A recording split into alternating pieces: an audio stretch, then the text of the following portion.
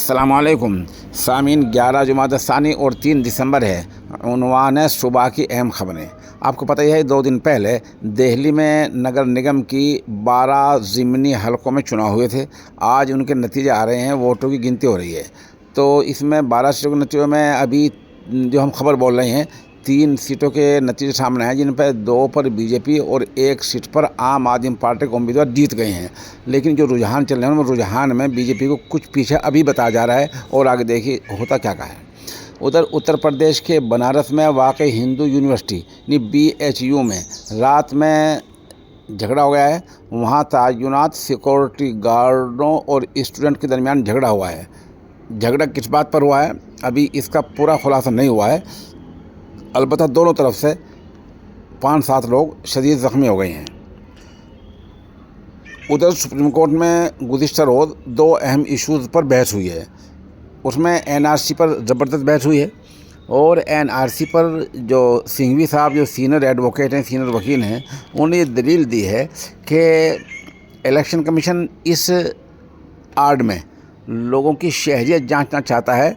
ये एक नया तरीका डिज़ाइन किया है और ये जानबूझकर किया है, और ये जो तरीका कार इख्तियार किया है, ये ढंग जो इख्तियार किया है, ये इलेक्शन कमीशन के दायरे इख्तियार में नहीं है। और उन्होंने सुप्रीम कोर्ट को ये भी बताया कि आइन की फ़लाँ दफ़ा के फ़लाँ दस्तूर की ख़िलाफ़ है। बहस अभी मुकम्मल नहीं, बहस अभी जारी है, आज भी होगी, कल भी हो, अभी बहस जारी है, अभी बहस कल मुकम्मल नहीं हुई है।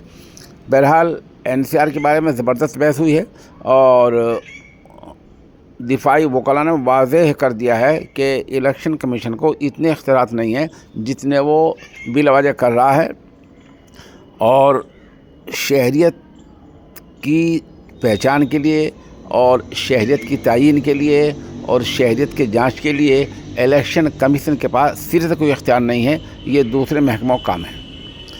इसी तरह सुप्रीम कोर्ट में जो उमर खालिद और शर्जील इमाम के बारे में बहस हुई है, वो भी बहस कल मुकम्मल नहीं हुई, फिर बहस होगी।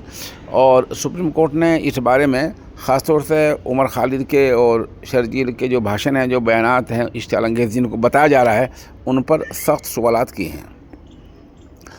उधर पड़ोसी मुल्क के साबिक़ वज़ीर आज़म इमरान ख़ान जो जेल में बंद हैं, तो उनकी बहन उज़्मा ख़ान कल वहाँ मिलकर आई है और जेल में मुलाकात के बाद उन्होंने आकर कहा कि इमरान ख़ान को उनके भाई को ज़हनी तौर पर परेशान किया जाता है।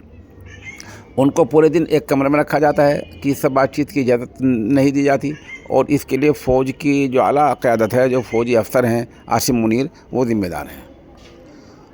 उधर जुमेरात और जुमे को रूसी सदर व्लादिमीर पुतिन हिंदुस्तान का दौरा कर रहे हैं। दौरा ऐसे हालात में है जब एक तरफ अमेरिका और रूस की ठनी हुई है और एक तरफ भारत और अमेरिका के बारे में अमेरिका ने टैरिफ हमारे पर ज़्यादा लगा रखा है। इन हालात में रूस की और हिंदुस्तान की मुलाकात होगी, बाहमी ताउन की मुलाकात होगी। ये मुलाकात काफ़ी अहमियत के हामिल समझी जा रही है।